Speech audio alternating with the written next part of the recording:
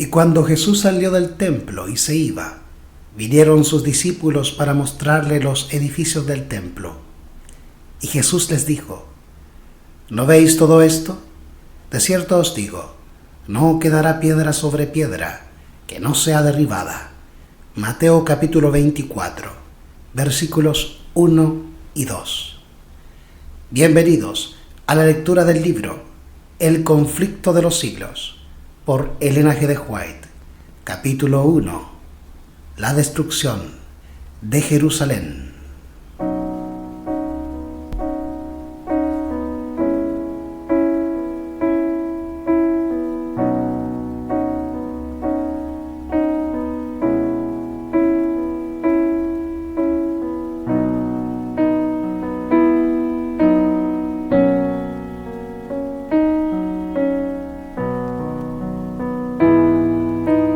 Oh, si también tú conocieses, a lo menos en este tu día, lo que te toca a tu paz, mas ahora está encubierto de tus ojos, porque vendrán días sobre ti, que tus enemigos te cercarán con baluarte, y te pondrán cerco, y de todas partes te pondrán en estrecho, y te derribarán a tierra, y a tus hijos dentro de ti, y no dejarán sobre ti piedra sobre piedra, por cuanto no conociste el tiempo de tu visitación. Lucas capítulo 19 versículos 42 al 44. Desde lo alto del monte de los Olivos miraba Jesús a Jerusalén, que ofrecía a sus ojos un cuadro de hermosura y de paz. Era tiempo de Pascua, y de todas las regiones del orbe, los hijos de Jacob se habían reunido para celebrar la gran fiesta nacional. De entre viñedos y jardines, como de entre las verdes laderas donde se veían esparcidas las tiendas de los peregrinos, elevábanse las colinas con sus terrazas, los airosos palacios y los soberbios baluartes de la capital israelita. La hija de Sión parecía decir en su orgullo: estoy sentada reina, y nunca veré el duelo. Porque siendo amada, como lo era, creía estar segura de merecer aún los favores del cielo, como en los tiempos antiguos, cuando el poeta rey cantaba: hermosa provincia, el gozo de toda la tierra es el monte de Sión, la ciudad del gran rey. Salmos capítulo 48 versículo 2. Resaltaban a la vista las construcciones espléndidas del templo, cuyos muros de mármol blanco como la nieve estaban entonces iluminados por los últimos rayos del sol poniente que, al hundirse en el ocaso, hacía resplandecer el oro de puertas, torres y pináculos. Y así destacábase la gran ciudad, perfección de hermosura, orgullo de la nación judaica. ¿Qué hijo de Israel podía permanecer ante semejante espectáculo sin sentirse conmovido de gozo y admiración? Pero eran muy ajenos a todo esto los pensamientos que embargaban la mente de Jesús. Como llegó cerca, viendo la ciudad, lloró sobre ella. Lucas capítulo 19 versículo 41.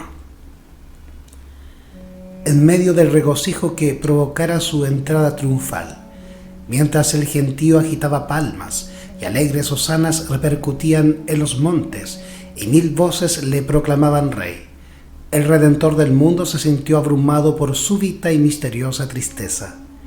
Él, el Hijo de Dios, el prometido de Israel, que había vencido a la muerte arrebatándole sus cautivos, lloraba, no presa de común abatimiento, sino dominado por intensa e irreprimible agonía. No lloraba por sí mismo, por más que supiera a dónde iba. Getsemaní, lugar de su próxima y terrible agonía, extendíase ante su vista. La puerta de las ovejas divisábase también. Por ella habían entrado durante siglos y siglos las víctimas para el sacrificio, y pronto iba a abrirse para él, cuando como cordero fuera llevado al matadero. Isaías capítulo 53 versículo 7. Poco más allá se destacaba el Calvario, lugar de la crucifixión. Sobre la senda que pronto le tocaba recorrer, iban a caer densas y horrorosas tinieblas mientras él entregaba su alma en expiación por el pecado. No era, sin embargo, la contemplación de aquellas escenas lo que arrojaba sombras sobre el Señor en aquella hora de gran regocijo, ni tampoco el presentimiento de su angustia sobrehumana lo que nublaba su alma generosa. Lloraba por el fatal destino de los millares de Jerusalén, por la ceguedad y por la dureza de corazón de aquellos a quienes él viniera a bendecir y salvar. La historia de más de 1000 años, durante los cuales Dios extendiera su favor especial y sus tiernos cuidados en beneficio de su pueblo escogido, desarrollábanse ante los ojos de Jesús.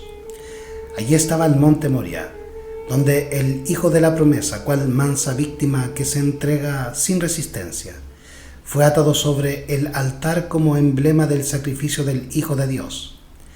Allí fue donde se lo habían confirmado al Padre de los creyentes el pacto de bendición y la gloriosa promesa de un Mesías. Génesis, capítulo 22, versículo 9 y versículos 16 al 18. Allí era donde las llamas del sacrificio, al ascender al cielo desde la era de Ornán, habían desviado la espada del ángel exterminador. Primera de Crónicas, capítulo 21. Símbolo adecuado del sacrificio de Cristo y de su mediación por los culpables. Jerusalén había sido honrada por Dios sobre toda la tierra. El Señor había elegido a Sión. Deseóla por habitación para sí. Salmos, capítulo 132, versículo 13. Allí habían proclamado los santos profetas durante siglos y siglos sus mensajes de amonestación. Allí habían mecido los sacerdotes sus incensarios y había subido hacia Dios el humo del incienso, mezclado con las plegarias de los adoradores. Allí había sido ofrecida día tras día la sangre de los corderos sacrificados, que anunciaban al Cordero de Dios que había de venir al mundo. Allí había manifestado Jehová su presencia en la nube de gloria, sobre el propiciatorio. Allí se había asentado la base de la escalera mística que unía el cielo con la tierra, que Jacob viera en sus sueños, y por la cual los ángeles subían y bajaban, mostrando así al mundo el camino que conduce al lugar santísimo. Génesis, capítulo 28, versículo 12, y Juan, capítulo 1, versículo 51.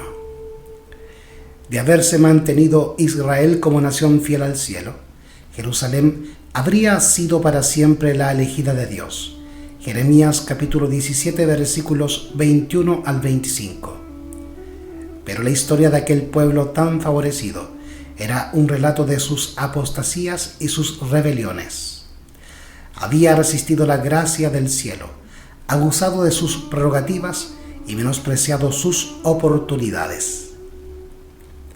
A pesar de que los hijos de Israel hacían escarnio de los mensajeros de Dios y menospreciaban sus palabras burlándose de sus profetas, Segunda de Crónicas capítulo 36 versículo 16, el Señor había seguido manifestándoles como Jehová fuerte, misericordioso y piadoso, tardo para la ira y grande en benignidad y verdad. Éxodo capítulo 34 versículo 6. Y por más que le rechazaran una y otra vez, de continuo había seguido instándoles con bondad inalterable. Más grande que la amorosa compasión del Padre por su Hijo, era el solícito cuidado con que Dios velaba por su pueblo, enviándole amonestaciones por mano de sus mensajeros, madrugando para evitárselas, porque tuvo compasión de su pueblo y de su morada.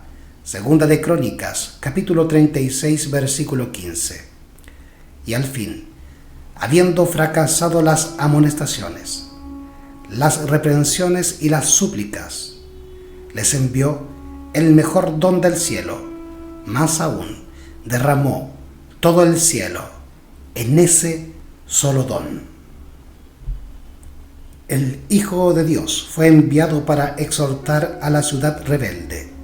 Era Cristo quien había sacado a Israel como una vid de Egipto. Salmo capítulo 80, versículo 8. Con su propio brazo había arrojado a los gentiles de delante de ella. La había plantado en un recuesto, lugar fértil. La había cercado cuidadosamente y había enviado a sus siervos para que la cultivasen. ¿Qué más había de hacer a mi viña?, exclamó, ¿que yo no haya hecho en ella? A pesar de estos cuidados, y por más que, habiendo esperado que llevase uvas valiosas, las había dado silvestres. Isaías capítulo 5 versículos 1 al 4. El Señor compasivo, movido por su anhelo de obtener fruto, vino en persona a su viña para librarla, si fuera posible, de la destrucción. La labró con esmero, la podó y la cuidó. Fue incansable en sus esfuerzos para salvar a aquella viña que él mismo había plantado.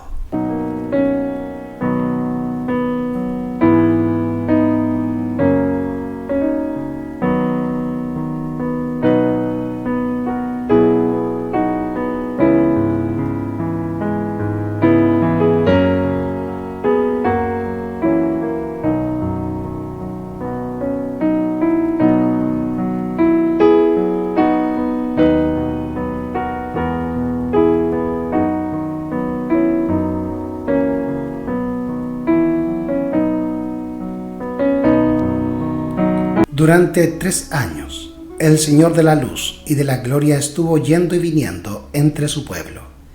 Anduvo haciendo bienes y sanando a todos los oprimidos del diablo, curando a los de corazón quebrantado, poniendo en libertad a los cautivos, dando vista a los ciegos, haciendo andar a los cojos y oír a los sordos, limpiando a los leprosos, resucitando muertos y predicando el evangelio a los pobres.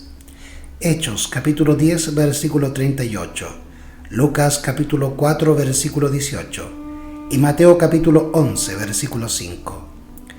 A todas las clases sociales por igual dirigía el llamamiento de gracia. Venid a mí todos los que estáis trabajados y cargados, que yo os haré descansar. Mateo capítulo 11 versículo 28. A pesar de recibir por recompensa el mal por el bien y el odio a cambio de su amor, Salmos 109, versículo 5, prosiguió con firmeza su misión de paz y misericordia. Jamás fue rechazado ninguno de los que se acercaron a él en busca de su gracia. Errante y sin hogar, sufriendo cada día oprobio y penurias, solo vivió para ayudar a los pobres, aliviar a los agobiados y persuadirlos a todos a que aceptasen el don de vida. Los efluvios de la misericordia divina eran rechazados por aquellos corazones endurecidos y reacios, pero volvían sobre ellos con más vigor, impulsados por la augusta compasión y por la fuerza del amor que sobrepuja a todo entendimiento. Israel empero se alejó de él, apartándose así de su mejor amigo y de su único auxiliador. Su amor fue despreciado, rechazados sus dulces consejos y ridiculizadas sus cariñosas amonestaciones. La hora de esperanza y de perdón transcurrió rápidamente. La copa de la ira de Dios, por tanto tiempo contenida, estaba casi llena. La nube que había ido formándose a través de los tiempos de apostasía y rebelión veíase ya negra, cargada de maldiciones, próxima a estallar sobre un pueblo culpable, y el único que podía librarle de su suerte fatal inminente había sido menospreciado, escarnecido y rechazado, y en breve lo iban a crucificar. Cuando el Cristo estuviera clavado en la cruz del Calvario, ya habría transcurrido para Israel su día como nación favorecida y saciada de las bendiciones de Dios. La pérdida de una sola alma se considera como una calamidad infinitamente grande, más que la de todas las ganancias y todos los tesoros de un mundo, Pero mientras Jesús fijaba su mirada en Jerusalén, veía la ruina de toda una ciudad y de todo un pueblo, de aquella ciudad y de aquel pueblo que habían sido elegidos de Dios, su especial tesoro. Los profetas habían llorado la apostasía de Israel y lamentado las terribles desolaciones con que fueron castigadas sus culpas. Jeremías deseaba que sus ojos se volvieran manantiales de lágrimas para llorar día y noche por los muertos de la hija de su pueblo y por el rebaño del Señor, que fue llevado cautivo. Jeremías capítulo 9, versículo 1 y capítulo 13, versículo 17. ¿Cuál no sería entonces la angustia de aquel cuya mirada profética abarcaba no unos pocos años, sino muchos siglos? Veía al ángel exterminador blandir su espada sobre la ciudad que por tanto tiempo fuera morada de Jehová.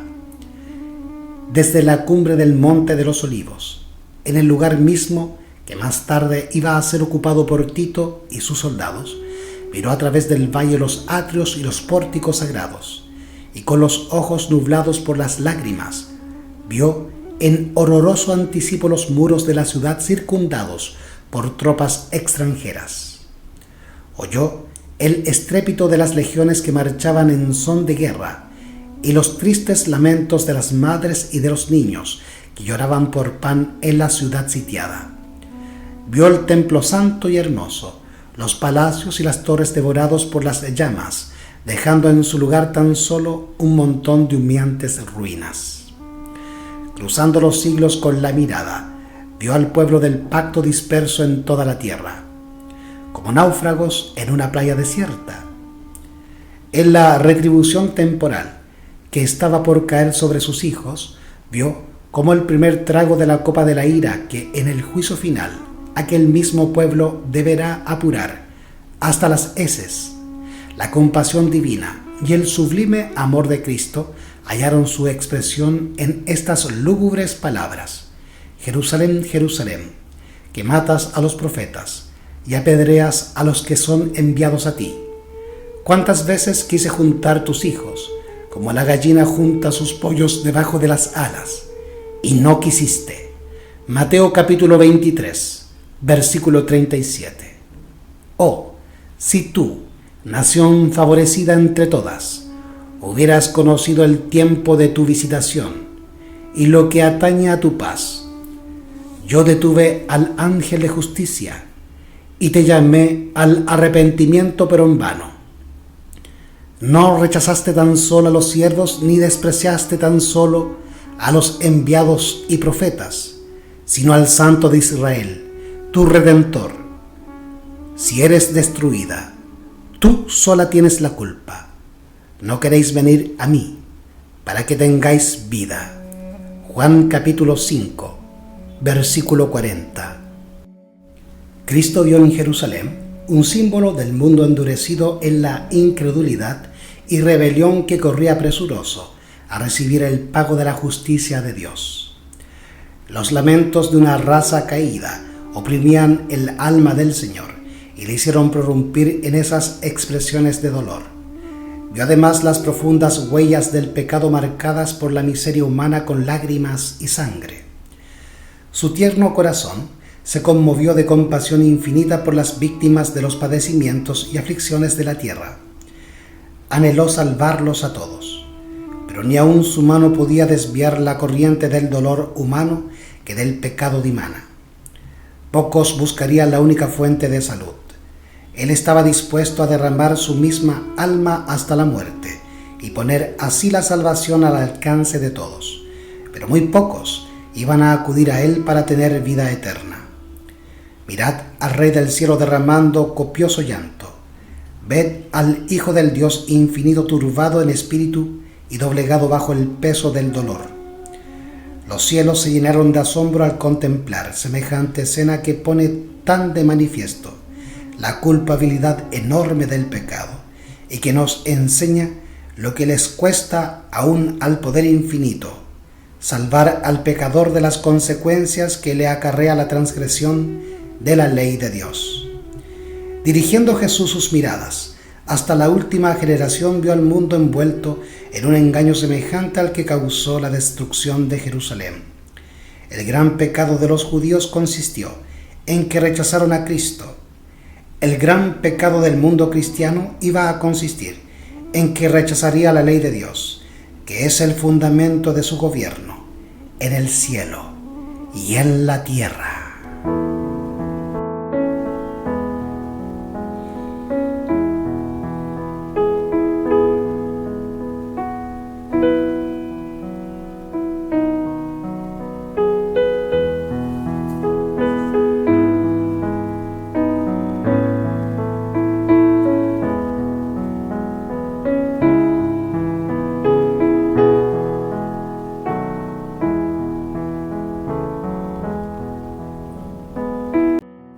Los preceptos del Señor iban a ser menospreciados y anulados. Millones de almas sujetas al pecado, esclavas de Satanás, condenadas a sufrir la segunda muerte, se negarían a escuchar las palabras de verdad en el día de su visitación. Terrible ceguedad, extraña infatuación. 2 días antes de la Pascua, cuando Cristo se había despedido ya del templo por última vez, después de haber denunciado públicamente la hipocresía de los príncipes de Israel, volvió al monte de los Olivos acompañado de sus discípulos y se sentó entre ellos en una ladera cubierta de blando césped, dominando con la vista la ciudad. Una vez más contempló sus muros, torres y palacios. Una vez más miró el templo que en su deslumbrante esplendor parecía una diadema de hermosura que coronara al sagrado monte. 1000 años antes, el salmista había magnificado la bondad de Dios hacia Israel porque había escogido a aquel templo como su morada. En Salem está su tabernáculo y su habitación. En Sión escogió la tribu de Judá, el monte de Sión al cual amó, y edificó su santuario a manera de eminencia. Salmos, capítulo 76, versículo 2, y Salmos, capítulo 78, versículos 68 y 69. El primer templo había sido erigido durante la época de mayor prosperidad en la historia de Israel. Vastos almacenes fueron construidos para contener los tesoros que con dicho propósito acumulara el rey David, y los planos para la edificación del templo fueron hechos por inspiración divina. Primera de Crónicas, capítulo 28, versículos 12 y 19. Salomón, el más sabio de los monarcas de Israel, contempló la obra. Este templo resultó ser el edificio más soberbio que este mundo haya visto. No obstante, el Señor declaró por boca del profeta Ageo, refiriéndose al segundo templo: mayor será la gloria postrera de esta casa que la gloria anterior. Sacudiré todas las naciones, y vendrá el deseado de todas las naciones, y llenaré esta casa de gloria, dice Jehová de los ejércitos. Ageo capítulo 2, versículos 9 y 7. Después de su destrucción por Nabucodonosor, el templo fue reconstruido unos 5 siglos antes del nacimiento de Cristo por un pueblo que tras largo cautiverio había vuelto a su país asolado y casi desierto. Había entonces en Israel algunos hombres muy ancianos que habían visto la gloria del templo de Salomón y que lloraban al ver el templo nuevo que parecía tan inferior al anterior. El sentimiento que dominaba entre el pueblo nos es fielmente descrito por el profeta cuando dice: ¿quién ha quedado entre vosotros que haya visto esta casa en su primera gloria? ¿Y cuál ahora la veis? ¿No es ella como nada delante de vuestros ojos? Ageo capítulo 2, versículo 3 y Esdras capítulo 3, versículo 12. Entonces fue dada la promesa de que la gloria del segundo templo sería mayor que la del primero. Pero el segundo templo no igualó al primero en magnificencia, ni fue santificado por las señales visibles de la presencia divina con que lo fuera el templo de Salomón, ni hubo tampoco manifestaciones de poder sobrenatural que dieran realce a su dedicación. Ninguna nube de gloria cubrió al santuario que acababa de ser erigido. No hubo fuego que descendiera del cielo para consumir el sacrificio sobre el altar. La manifestación divina no se encontraba ya entre los querubines en el lugar santísimo. Ya no estaban allí el arca del testimonio, ni el propiciatorio, ni las tablas de la ley. Ninguna voz del cielo se dejaba oír para revelar la voluntad del Señor al sacerdote que preguntaba por ella. Durante varios siglos los judíos se habían esforzado para probar cómo y dónde se había cumplido la promesa que Dios había dado por Ageo. Pero el orgullo y la incredulidad habían cegado su mente de tal modo que no comprendían el verdadero significado de las palabras del profeta. Al segundo templo no le fue conferido el honor de ser cubierto con la nube de la gloria de Jehová, pero sí fue honrado con la presencia de uno en quien habitan corporalmente la plenitud de la divinidad, de uno que era Dios mismo, manifestado en carne. Cuando el Nazareno enseñó y realizó curaciones en los atrios sagrados, se cumplió la profecía gloriosa. Él era el deseado de todas las naciones, que entraba en su templo. Por la presencia de Cristo, y solo por ella, la gloria del segundo templo superó la del primero. Pero Israel tuvo en poco al anunciado don del cielo, y con el humilde maestro que salió aquel día por la puerta de oro, la gloria había abandonado el templo para siempre. Así se cumplieron las palabras del Señor, que dijo: He aquí vuestra casa os es dejada desierta. Mateo capítulo 23, versículo 38. Los discípulos se habían llenado de asombro y hasta de temor al oír las predicciones de Cristo respecto de la destrucción del templo y deseaban entender de un modo más completo el significado de sus palabras. Durante más de 40 años se habían prodigado riquezas, trabajo y arte arquitectónico para enaltecer los esplendores y la grandeza de aquel templo. Herodes el Grande y hasta el mismo emperador del mundo contribuyeron con los tesoros de los judíos y con las riquezas romanas a engrandecer la magnificencia del hermoso edificio. Con este objeto habíanse importado de Roma enormes bloques de preciado mármol, de tamaño casi fabuloso, a los cuales los discípulos llamaron la atención del maestro, diciéndole: «Mira qué piedras y qué edificios». Marcos capítulo 13, versículo 1. Pero Jesús contestó con estas solemnes y sorprendentes palabras: «De cierto os digo, que no será dejada aquí piedra sobre piedra, que no sea destruida». Mateo capítulo 24, versículo 2.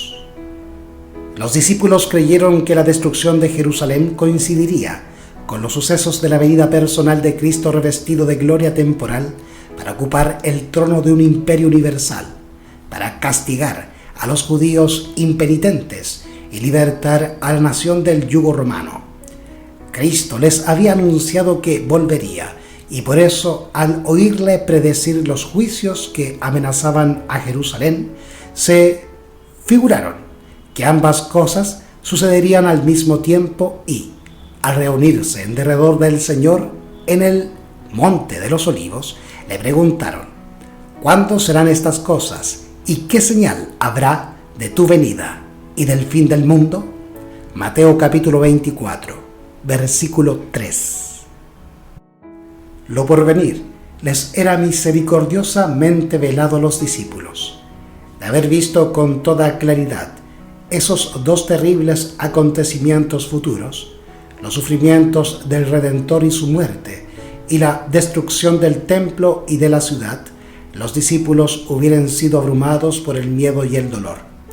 Cristo les dio un bosquejo de los sucesos culminantes que habrían de desarrollarse antes de la consumación de los tiempos. Sus palabras no fueron entendidas plenamente entonces, pero su significado iba a aclararse a medida que su pueblo necesitase la instrucción contenida en esas palabras. La profecía del Señor entrañaba un doble significado.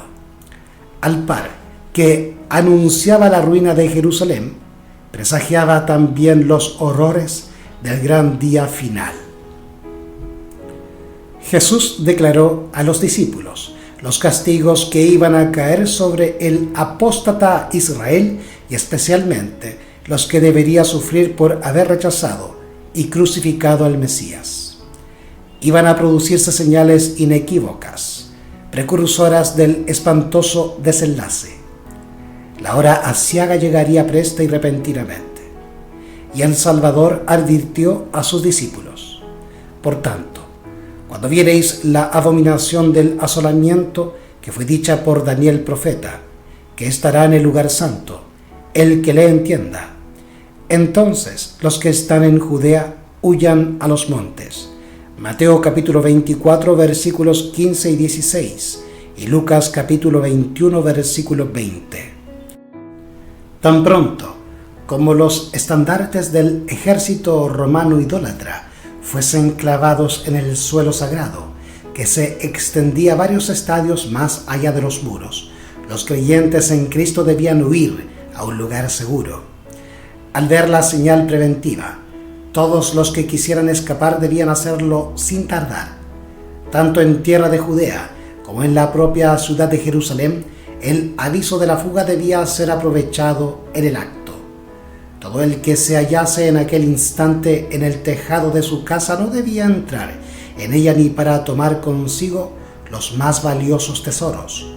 Los que trabajaran en el campo y en los viñedos no debían perder tiempo en volver por las túnicas que se hubiesen quitado para sobrellevar mejor el calor y la faena del día. Todos debían marcharse sin tardar si no querían verse envueltos en la ruina general. Durante el reinado de Herodes, la ciudad de Jerusalén no solo había sido notablemente embellecida, sino también fortalecida. Se erigieron torres, muros y fortalezas que, unidos a la ventajosa situación topográfica del lugar, la hacían aparentemente inexpugnable. Si en aquellos días alguien hubiese predicho públicamente la destrucción de la ciudad, sin duda habría sido considerado cual lo fuera Noé en su tiempo, como alarmista insensato.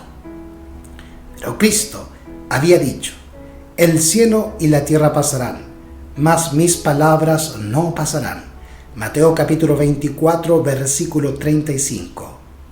La ira del Señor se había declarado contra Jerusalén a causa de sus pecados y su obstinada incredulidad. Hizo inevitable su condenación.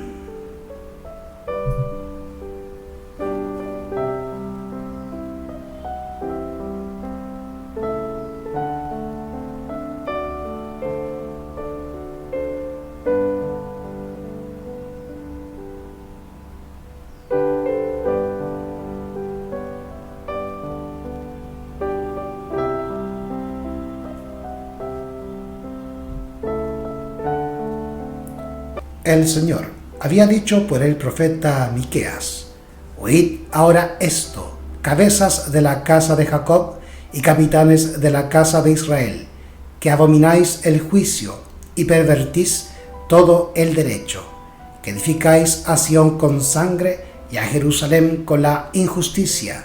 Sus cabezas juzgan por cohecho, y sus sacerdotes enseñan por precio, y sus profetas adivinan por dinero, y apóyanse en Jehová diciendo: ¿no está Jehová entre nosotros? ¿No vendrá mal sobre nosotros? Miqueas capítulo 3, versículos 9 al 11. Estas palabras dan una idea cabal de cuán corruptos eran los moradores de Jerusalén y de cuán justos se consideraban, a la vez que se decían escrupulosos observadores de la ley de Dios, quebrantaban todos sus preceptos. La pureza de Cristo y su santidad hacían resaltar la iniquidad de ellos. Por eso le aborrecían y le señalaban como el causante de todas las desgracias que les habían sobrevenido como consecuencia de su maldad. Aunque hartos sabían que Cristo no tenía pecado, declararon que su muerte era necesaria para la seguridad de la nación. Los príncipes de los sacerdotes y los fariseos decían: si le dejamos así, todos creerán en él, y vendrán los romanos y destruirán nuestro lugar y nuestra nación. Juan capítulo 11, versículo 48. Si se sacrificaba a Cristo, pensaban ellos, podrían ser otra vez un pueblo fuerte y unido. Así discurrían y convinieron con el sumo sacerdote en que era mejor que uno muriera y no que la nación entera se perdiese. Así era como los príncipes judíos habían edificado a Sión con sangre y a Jerusalén con iniquidad, y al paso que sentenciaban a muerte a su Salvador porque les echara en cara sus iniquidades, se atribuían tanta justicia que se consideraban el pueblo favorecido de Dios y esperaban que el Señor viniese a librarlos de sus enemigos. Por tanto, había añadido el profeta: a causa de vosotros será Sión arada como campo, y Jerusalén será como un montón de escombros, y el monte de la casa como cumbres de breñal. Miqueas capítulo 3, versículo 12. Dios aplazó sus juicios sobre la ciudad y la nación hasta cosa de 40 años después que Cristo hubo anunciado el castigo de Jerusalén. Admirable fue la paciencia que tuvo Dios con los que rechazaron su evangelio y asesinaron a su Hijo. La parábola de la higuera estéril representa el trato bondadoso de Dios con la nación judía. Ya había sido dada la orden: córtala, porque ocupará aún la tierra. Lucas capítulo 13, versículo 7. Pero la divina misericordia la preservó por algún tiempo. Había todavía muchos judíos que ignoraban lo que habían sido el carácter y la obra de Cristo, y los hijos no habían tenido las oportunidades ni visto la luz que sus padres habían rechazado. Por medio de la predicación de los apóstoles y de sus compañeros, Dios iba a hacer brillar la luz sobre ellos para que pudiesen ver cómo se habían cumplido las profecías. No únicamente las que se referían al nacimiento y vida del Salvador, sino también las que anunciaban su muerte y su gloriosa resurrección. Los hijos no fueron condenados por los pecados de sus padres, pero cuando, conociendo ya plenamente la luz que fuera dada a sus padres, rechazaron la luz adicional que a ellos mismos les fuera concedida, entonces se hicieron cómplices de las culpas de los padres y colmaron la medida de su iniquidad. La longanimidad de Dios hacia Jerusalén no hizo sino confirmar a los judíos en su terca impenitencia. Por el odio y la crueldad que manifestaron hacia los discípulos de Jesús, rechazaron el último ofrecimiento de misericordia. Dios les retiró entonces su protección y dio rienda suelta a Satanás y a sus ángeles, y la nación cayó bajo el dominio del caudillo que ella misma había elegido. Sus hijos menospreciaron la gracia de Cristo, que los habría capacitado para subyugar sus malos impulsos, y estos los vencieron. Satanás despertó las más fieras y degradadas pasiones de sus almas. Los hombres ya no razonaban, completamente dominados por sus impulsos y su ira ciega. En su crueldad se volvieron satánicos, tanto en la familia como en la nación, en las clases bajas como en las clases superiores del pueblo. No reinaban más que la sospecha, la envidia, el odio, el altercado, la rebelión y el asesinato. No había seguridad en ninguna parte. Los amigos y parientes se hacían traición unos a otros. Los padres mataban a los hijos y estos a sus padres. Los que gobernaban al pueblo no tenían poder para gobernarse a sí mismos. Las pasiones más desordenadas los convertían en tiranos. Los judíos habían aceptado falsos testimonios para condenar al Hijo inocente de Dios. Y ahora las acusaciones más falsas hacían inseguras sus propias vidas. Con sus hechos habían expresado desde hacía tiempo sus deseos. Quitad de delante de nosotros al Santo de Israel. Isaías capítulo 30, versículo 11. Y ya dichos deseos se habían cumplido. El temor de Dios no les preocupaba más.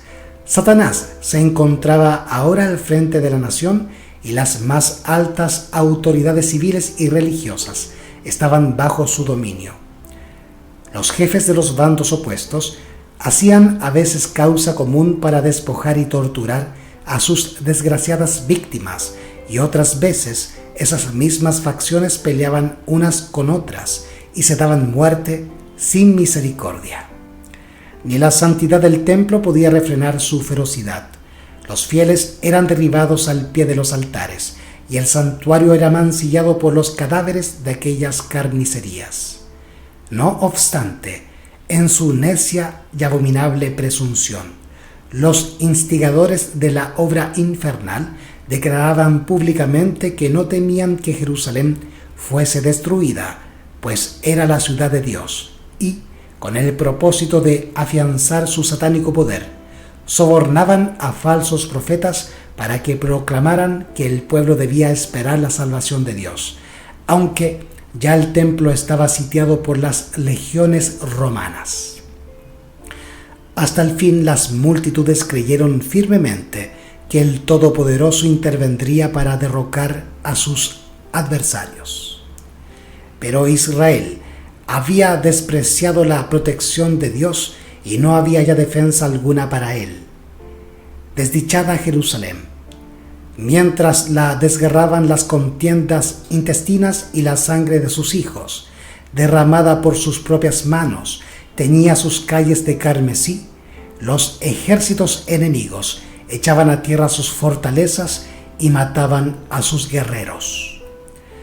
Todas las predicciones de Cristo acerca de la destrucción de Jerusalén se cumplieron al pie de la letra. Los judíos palparon la verdad de aquellas palabras de advertencia del Señor. Con la medida que medís, se os medirá. Mateo capítulo 7, versículo 2.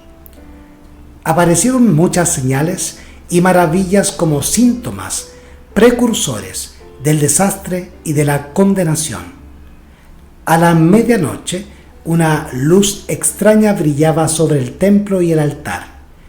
En las nubes, a la puesta del sol, se veían como carros y hombres de guerra que se reunían para la batalla. Los sacerdotes que ministraban de noche en el santuario eran aterrorizados por ruidos misteriosos. Temblaba la tierra y se oían voces que gritaban: «¡Salgamos de aquí!». La gran puerta del oriente, que por su enorme peso era difícil de cerrar entre 20 hombres y que estaba asegurada con formidables barras de hierro afirmadas en el duro pavimento de piedras de gran tamaño, se abrió a la medianoche de una manera misteriosa. Durante 7 años, un hombre recorrió continuamente las calles de Jerusalén anunciando las calamidades que iban a caer sobre la ciudad.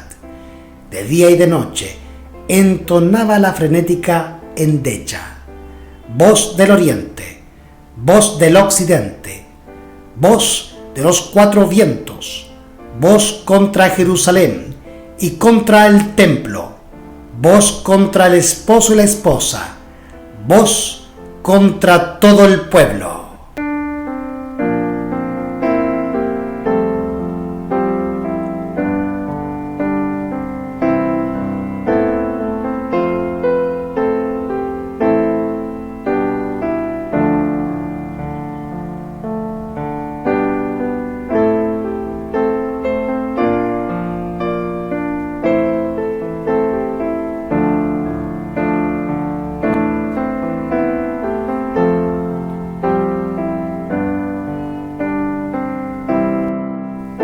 Este extraño personaje fue encarcelado y azotado sin que exhalase una queja. A los insultos que le dirigían y a las burlas que le hacían, no contestaba sino con estas palabras: ¡Ay de Jerusalén! ¡Ay de sus moradores!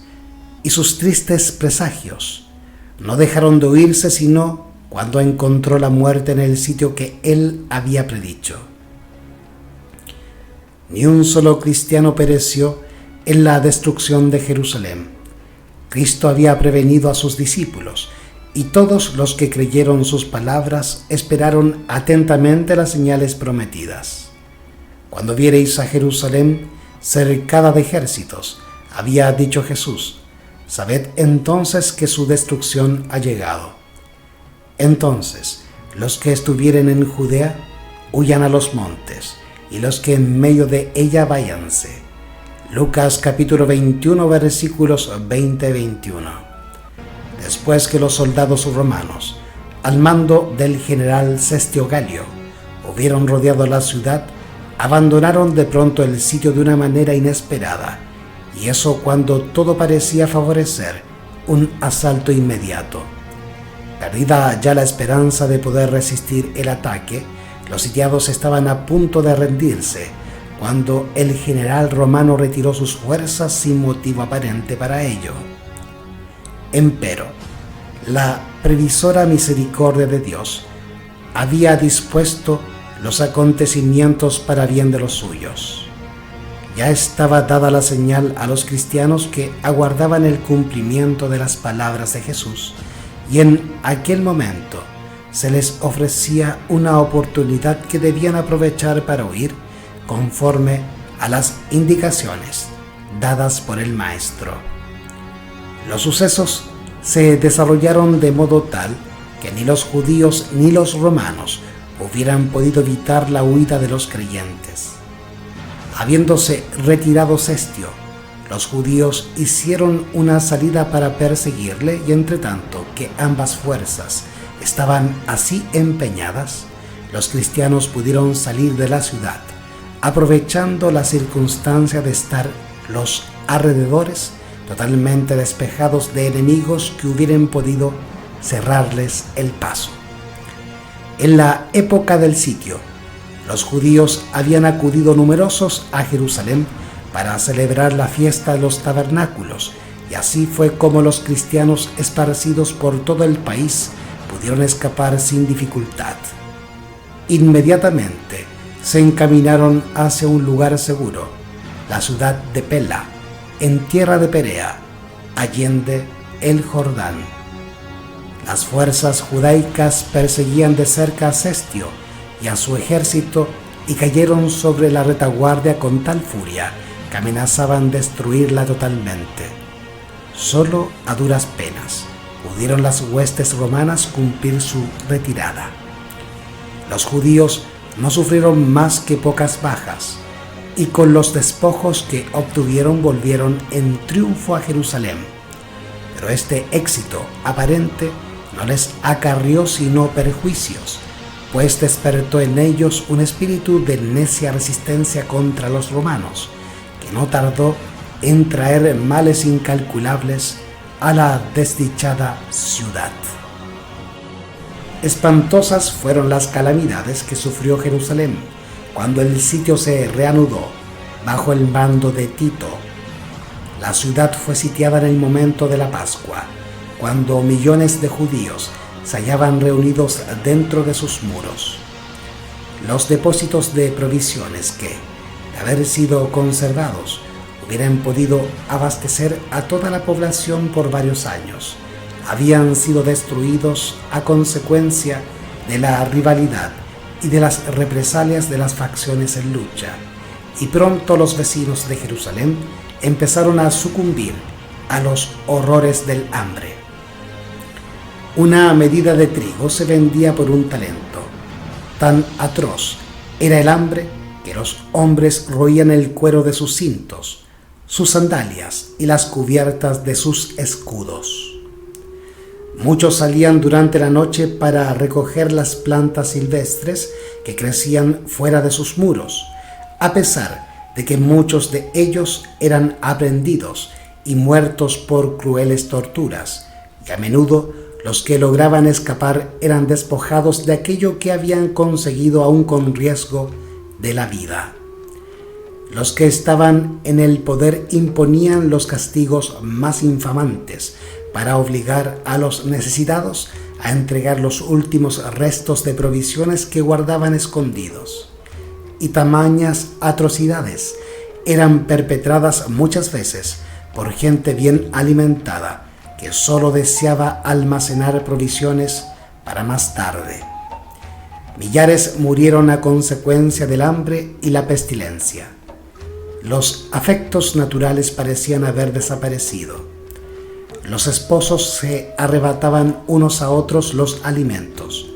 Los hijos quitaban a sus ancianos padres la comida que se llevaban a la boca, y la pregunta del profeta, ¿se olvidará acaso la mujer de su niño mamante?, recibió respuesta en el interior de los muros de la desgraciada ciudad, tal como la diera la Santa Escritura.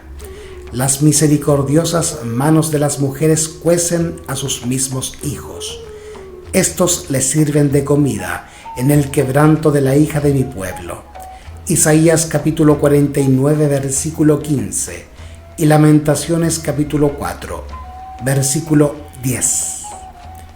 Una vez más se cumplía la profecía pronunciada 14 siglos antes y que dice: la mujer tierna y delicada en medio de ti, que nunca probó a asentar en tierra la planta de su pie, de pura delicadeza y ternura.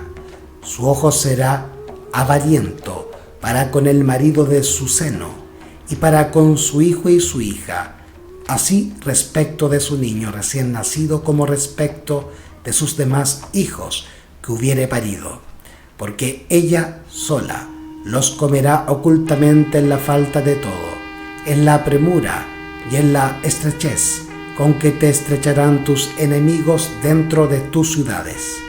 Deuteronomio capítulo 28, versículos 56 y 57.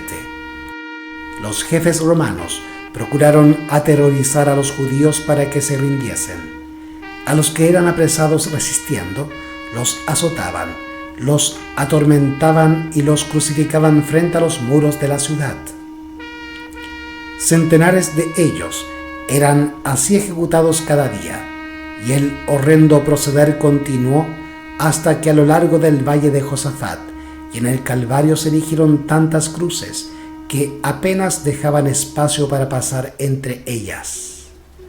Así fue castigada aquella temeraria imprecación que lanzara el pueblo en el tribunal de Pilato al exclamar: recaiga su sangre sobre nosotros y sobre nuestros hijos.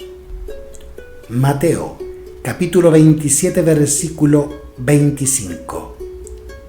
De buen grado hubiera Tito hecho cesar tan terribles escenas y ahorrado a Jerusalén la plena medida de su condenación. Le horrorizaba ver los montones de cadáveres en los valles. Como obsesionado, miraba desde lo alto del Monte de los Olivos el magnífico templo y dio la orden de que no se tocara una sola de sus piedras. Antes de hacer la tentativa de apoderarse de esa fortaleza, dirigió un fervoroso llamamiento a los jefes judíos para que no le obligasen a profanar con sangre el lugar sagrado. Si querían salir a pelear en cualquier otro sitio, ningún romano violaría la santidad del templo. Josefo mismo, en elocuentísimo discurso, les rogó que se entregasen para salvarse a sí mismos, a su ciudad y su lugar de culto. Pero respondieron a sus palabras con maldiciones y arrojaron dardos a su último mediador humano mientras alegaba con ellos. Los judíos habían rechazado las súplicas del Hijo de Dios, y ahora cualquier otra instancia o amonestación no podía obtener otro resultado que inducirlos a resistir hasta el fin. Vanos fueron los esfuerzos de Tito para salvar el templo. uno mayor que él, había declarado que no quedaría piedra sobre piedra que no fuese derribada. La ciega obstinación de los jefes judíos y los odiosos crímenes perpetrados en el interior de la ciudad sitiada excitaron el horror y la indignación de los romanos, y finalmente Tito dispuso tomar el templo por asalto. Resolvió, sin embargo, que si era posible evitaría su destrucción, pero sus órdenes no fueron obedecidas. A la noche, cuando se había retirado a su tienda para descansar, los judíos hicieron una salida desde el templo y atacaron a los soldados que estaban afuera. Durante la lucha, un soldado romano arrojó al pórtico por una abertura un leño encendido, e inmediatamente ardieron los aposentos enmaderados de cedro que rodeaban el edificio santo. Tito acudió apresuradamente, seguido por sus generales y legionarios, y ordenó a los soldados que apagasen las llamas. Sus palabras no fueron escuchadas. Furiosos, los soldados arrojaban teas encendidas en las cámaras contiguas al templo, y con sus espadas degollaron a gran número de los que habían buscado refugio allí. La sangre corría como agua por las gradas del templo. Miles y miles de judíos perecieron. Por sobre el ruido de la batalla se oían voces que gritaban: ¡Icabod! La gloria se alejó.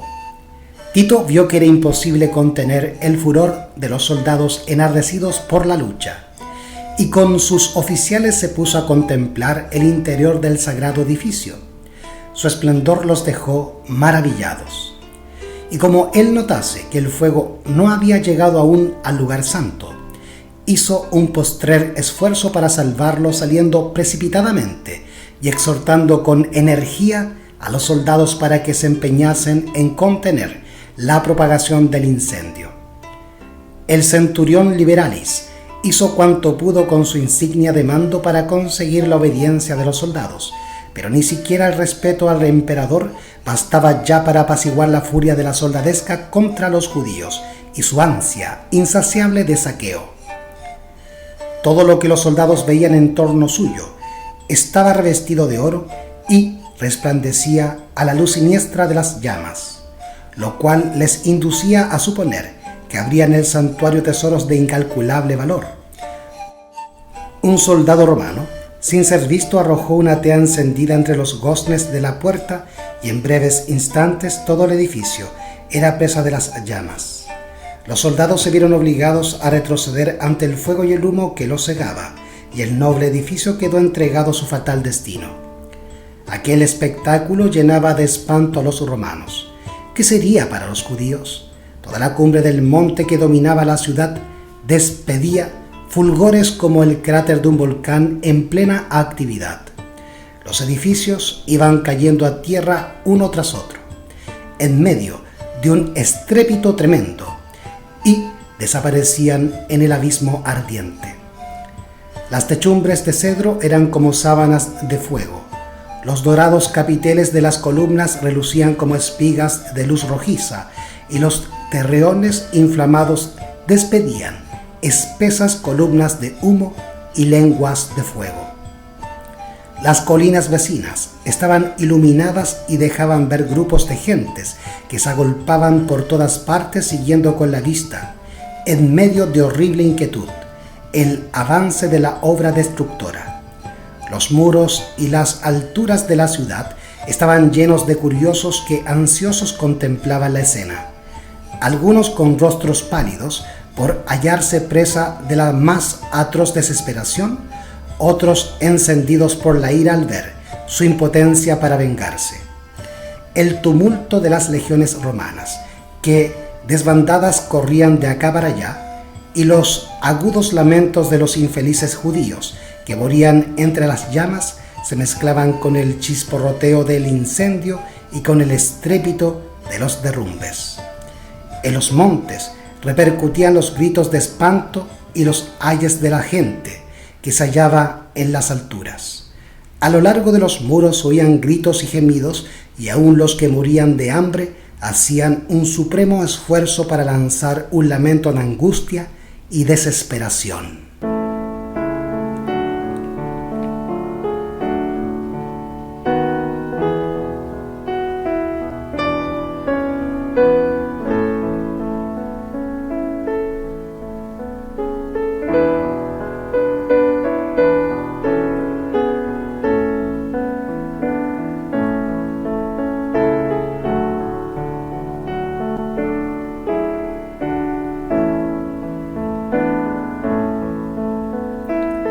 Dentro de los muros, la carnicería era aún más horrorosa que el cuadro que se contemplaba desde afuera. Hombres y mujeres, jóvenes y viejos, soldados y sacerdotes, los que peleaban y los que pedían misericordia, todos eran degollados en desordenada matanza. Superó el número de los asesinados al de los asesinos. Para seguir matando, los legionarios tenían que pisar sobre montones de cadáveres. Destruido el templo, no tardó la ciudad entera en caer en poder de los romanos. Los caudillos judíos abandonaron las torres que consideraban inexpugnables y Tito las encontró vacías. Contemplólas asombrado y declaró que Dios mismo las había entregado en sus manos, pues ninguna máquina de guerra, por poderosa que fuera, hubiera logrado hacerle dueño de tan formidables baluartes. La ciudad y el templo fueron arrasados hasta sus cimientos. El solar sobre el cual se irguiera el santuario fue arado como campo. Jeremías capítulo 26, versículo 18. En el sitio y en la mortandad que le siguió, perecieron más de 1 millón de judíos. Los que sobrevivieron fueron llevados cautivos, vendidos como esclavos, conducidos a Roma para enaltecer el triunfo del conquistador, arrojados a las fieras del circo o desterrados y esparcidos por toda la tierra.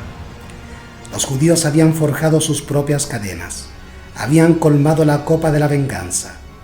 En la destrucción absoluta de que fueron víctimas como nación y en todas las desgracias que les persiguieron en la dispersión, no hacían sino cosechar lo que habían sembrado con sus propias manos. Dice el profeta: es tu destrucción, oh Israel, el que estés contra mí, porque has caído por tu iniquidad. Oseas capítulo 13, versículo 9 y capítulo 14, versículo 1. Los padecimientos de los judíos son muchas veces representados como castigo que cayó sobre ellos por decreto del Altísimo. Así es como el gran engañador procura ocultar su propia obra. Por la tenacidad con que rechazaron el amor y la misericordia de Dios, los judíos le hicieron retirar su protección, y Satanás pudo regirlos como quiso. Las horrorosas crueldades perpetradas durante la destrucción de Jerusalén demuestran el poder con que se ensaña Satanás sobre aquellos que ceden a su influencia. No podemos saber cuánto debemos a Cristo por la paz y la protección de que disfrutamos. Es el poder restrictivo de Dios lo que impide que el hombre caiga completamente bajo el dominio de Satanás. Los desobedientes e ingratos deberían hallar un poderoso motivo de agradecimiento a Dios en el hecho de que su misericordia y clemencia hayan coartado el poder maléfico del diablo. Pero cuando el hombre traspasa los límites de la paciencia divina, ya no cuenta con aquella protección que le libraba del mal. Dios no asume nunca para con el pecador la actitud de un verdugo que ejecuta la sentencia contra la transgresión, sino que abandona a su propia suerte a los que rechazan su misericordia para que recojan los frutos de lo que sembraron sus propias manos. Todo rayo de luz que se desprecia, toda admonición que se desoye y rechaza, toda pasión malsana que se abriga, toda transgresión de la ley de Dios, son semillas que darán infaliblemente su cosecha. Cuando se le resiste tenazmente, el Espíritu de Dios concluye por apartarse del pecador, y éste queda sin fuerza para dominar las malas pasiones de su alma y sin protección alguna contra la malicia y perfidia de Satanás. La destrucción de Jerusalén es una advertencia terrible y solemne para todos aquellos que menosprecian los dones de la gracia divina y que resisten a las instancias de la misericordia divina. Nunca se dio un testimonio más decisivo de cuánto aborrece Dios el pecado y de cuán inevitable es el castigo que sobre sí atraen los culpables. La profecía del Salvador, referente al juicio que iba a caer sobre Jerusalén, va a tener otro cumplimiento, y la terrible desolación del primero no fue más que un pálido reflejo de lo que será el segundo. En lo que acaeció a la ciudad escogida, podemos ver anunciada la condenación de un mundo que rechazó la misericordia de Dios y pisoteó su ley. Lóbregos son los anales de la humana miseria que ha conocido la tierra a través de los siglos de crímenes. Al contemplarlos, el corazón desfallece y la mente se abruma de estupor. Horrendas han sido las consecuencias de haber rechazado la autoridad del cielo, pero una escena aún más sombría nos anuncian las revelaciones de lo porvenir. La historia de lo pasado, la interminable serie de alborotos, conflictos y contiendas, toda la armadura del guerrero en el tumulto de batalla y los vestidos revolcados en sangre. Isaías capítulo 9 versículo 5. ¿Qué son y qué valen en comparación con los horrores de aquel día, cuando el Espíritu de Dios se aparte del todo de los impíos y los deje abandonados a sus fieras pasiones y a merced de la hazaña satánica? Entonces el mundo verá como nunca los vio los resultados del gobierno de Satanás. Pero en aquel día, así como sucedió en tiempo de la destrucción de Jerusalén, el pueblo de Dios será librado porque serán salvos todos aquellos cuyo nombre está inscrito para la vida. Isaías capítulo 4 versículo 3. Nuestro Señor Jesucristo anunció que vendrá la segunda vez para llevarse a los suyos. Entonces se mostrará la señal del Hijo del Hombre en el cielo, y entonces lamentarán todas las tribus de la tierra, y verán al Hijo del Hombre que vendrá sobre las nubes del cielo con grande poder y gloria. Y enviará sus ángeles con gran voz de trompeta, y juntarán sus escogidos de los cuatro vientos de un cabo del cielo hasta el otro. Mateo capítulo 24 versículos 30 y 31. Entonces, los que no obedezcan al Evangelio serán muertos con el aliento de su boca y destruidos con el resplandor de su venida. Segunda de Tesalonicenses, capítulo 2, versículo 8. Así como le sucedió antiguamente a Israel, los malvados se destruirán a sí mismos y perecerán víctimas de su iniquidad. Debido a su vida pecaminosa, los hombres se han apartado tanto del Señor y tanto ha degenerado su naturaleza con el mal, que la manifestación de la gloria del Señor es para ellos un fuego consumidor. Deben guardarse los hombres de no menospreciar el aviso de Cristo respecto a su segunda venida, porque como anunció a los discípulos la destrucción de Jerusalén y les dio una señal para cuando se acercara la ruina, así también previno al mundo del día de la destrucción final y nos dio señales de la proximidad de esta, para que todos los que quieran puedan huir de la ira que vendrá. Dijo Jesús: y habrá señales en el sol y en la luna, y en las estrellas, y sobre la tierra angustia de naciones. Lucas capítulo 21 versículo 25 y Mateo capítulo 24 versículo 29. Apocalipsis capítulo 6 versículos 12 al 17. Cuando viereis todas estas cosas, sabed que está cercano, a las puertas. Mateo capítulo 24 versículo 33. Velad pues. Marcos capítulo 13 versículo 35. Es la amonestación del Señor. Los que le presten atención no serán dejados en tinieblas ni sorprendidos por aquel día. Pero los que no quieran velar serán sorprendidos, porque el día del Señor vendrá así como ladrón de noche. Primera de Tesalonicenses capítulo 5, versículos 1 al 5. El mundo no está hoy más dispuesto a creer el mensaje dado para este tiempo de lo que estaba en los tiempos de los judíos para recibir el aviso del Salvador respecto a la ruina de Jerusalén. Venga cuando venga, el día de Dios caerá repentinamente sobre los impíos desprevenidos. El día menos pensado, en medio del curso rutinario de la vida, absortos los hombres en los placeres de la vida, en los negocios, en la caza al dinero, cuando los guías religiosos ensalcen el progreso y la ilustración del mundo, y los moradores de la tierra se dejen arrullar por una falsa seguridad, entonces, como ladrón que a medianoche penetra en una morada sin custodia, así caerá la inesperada destrucción sobre los desprevenidos y no escaparán. El conflicto de los siglos, por Elena G. de White.